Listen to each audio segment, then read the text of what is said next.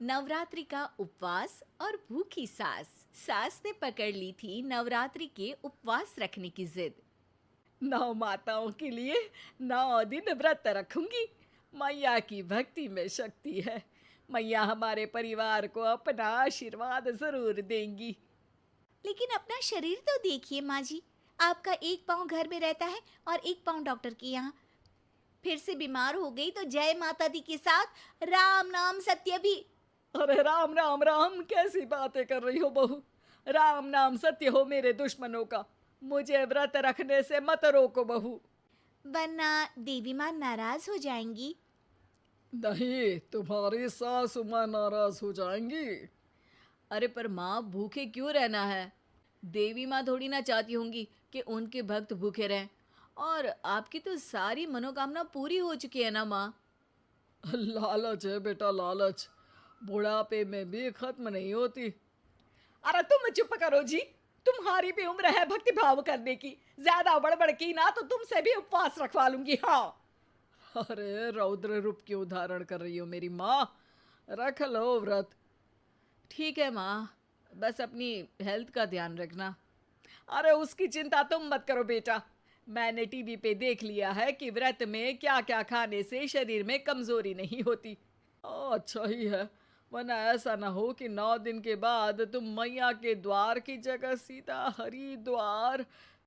अरे तुम मुझे हरिद्वार क्यों भेजना चाहते हो? क्योंकि अब तुम्हें मायके तो भेजने से रहा। बाबूजी, क्यों माँ को परेशान करते रहते हो? अच्छा माँ, ये बता दो कि आपको व्रत में खाने के लिए क्या क्या चाहिए होगा। सास के सामने सब हार जाते हैं। माँ के कहे सामान को बेटा लेकर आता है। नवरात्रि का पहला दिन है।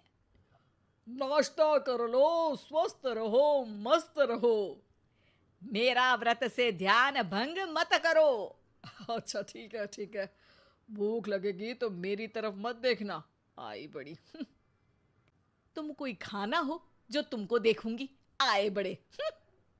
माँ जी, ये लीजिए आपका फरियाली मिक्सचर। इससे व्रत नहीं टूटेगा। अरे इतना सा? दिन भर भूखी रहने वाली हूं, थोड़ा तो और ला दे। पर ये सब तो सपोर्ट के लिए होता है ना माँ जी, पेट भर के थोड़ी ना खाना होता है।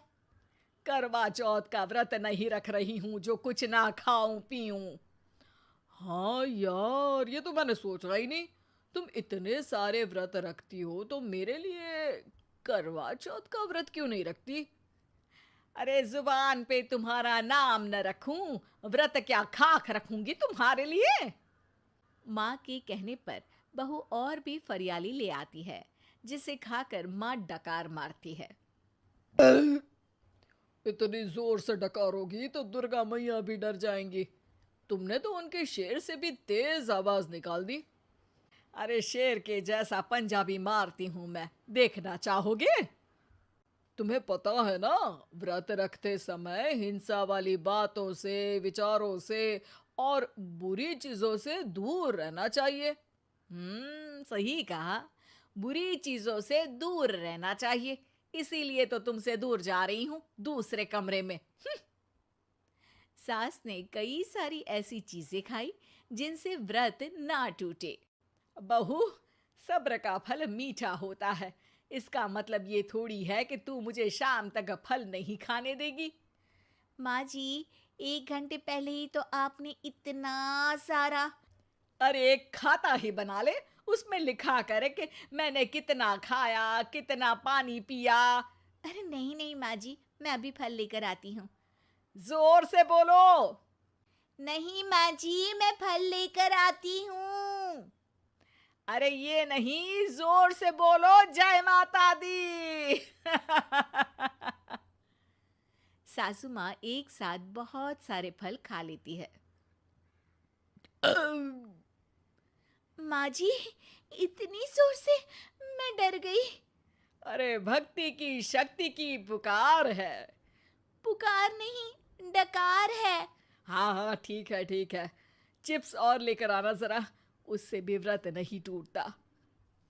माँ जी, आज ही सब खत्म हो जाएगा, नाश्ते का ही टाइम है। अरे ठीक है ना बेटा, मैं अब कुछ खाऊंगी ही नहीं, तुझे इतनी तकलीफ है तो। नहीं नहीं माँ जी, मेरा मतलब था कि उपवास में सिर्फ इतना खाना चाहिए जितना शरीर के लिए सही रहे। स्वाद के लिए खाने से तो अच्छा है कि उपवास ही मत रखो। माता जी की कृपा तो वैसे भी बनी ही रहती है। अरे वाह बहू वाह, एक ढोलक और हारमोनियम भी लेकर आना और प्रवचन करने लग जा।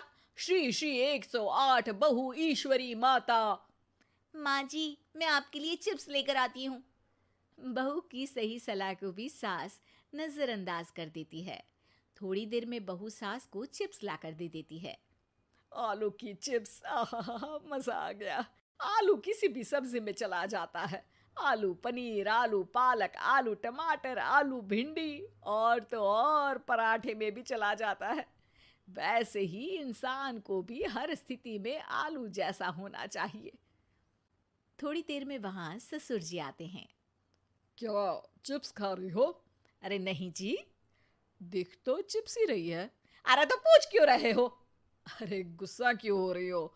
उपवास में गुस्सा नहीं करना चाहिए। और ऐसा तो है नहीं कि सिर्फ तुम उपवास करती हो, हमने भी तो किया होगा कभी। नहीं जी नहीं, तुम तो कर ही नहीं सकते।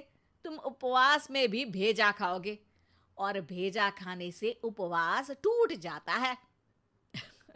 अच्छा थोड़ी सी चिप्स मुझे दे दो, मन ललचा रहा है। नहीं, उपवास के लिए है। तुम अपना खाना खा लेना जो भी बने। पूरा दिन सास कुछ ना कुछ खाती रहती है।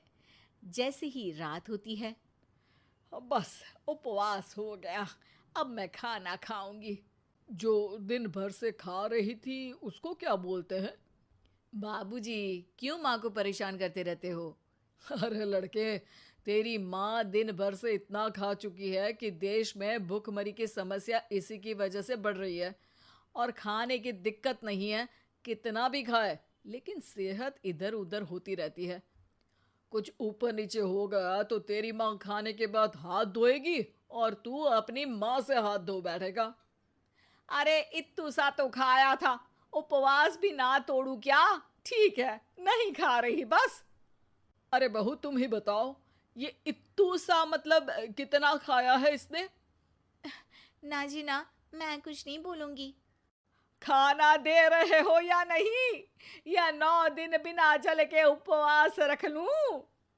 देने के लिए धमकी अच्छी है, सुनने में भी डरावनी लग रही है। पर जैसे तुम्हारी जुबान में स्वाद का खून लगा है ना, तुम भूखी नहीं रह पाओगी। मैं कसम खाती हूँ जी।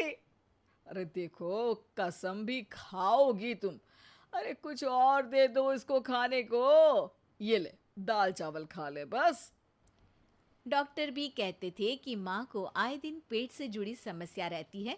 बस इसी के लिए घर वाले पहले उन्हें उपवास नहीं करने दे रहे थे, लेकिन जब उपवास करने दिया तो माँ ने इतना फरियाली खाया कि घर वालों की चिंता बढ़ा दी। और जैसा कि घर वालों को डर था, अगले दिन उनकी तबीयत खराब भी हो गई। डॉक्टर को बुलाना पड़ा।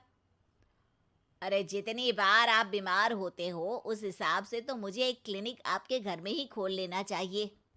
या फिर क्लिनिक में ही इनका एक अलग कमरा बनवा देते हैं डॉक्टर साहब। बाबूजी, पिताजी, मेरे जनक, क्यों हमेशा मजाक करते रहते हो? डॉक्टर साहब, माँ का पेट खराब है। क्या खाया था? जो मिला जो दिखा सब कुछ। अरे बस भी करो जी। बस तो तुमको करना था खाते वक्त।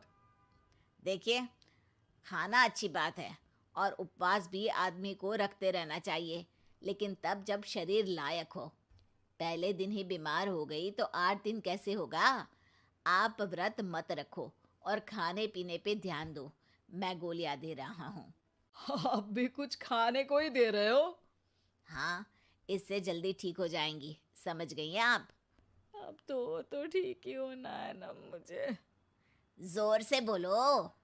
जय माता दी। जय माता दी। जय माता दी।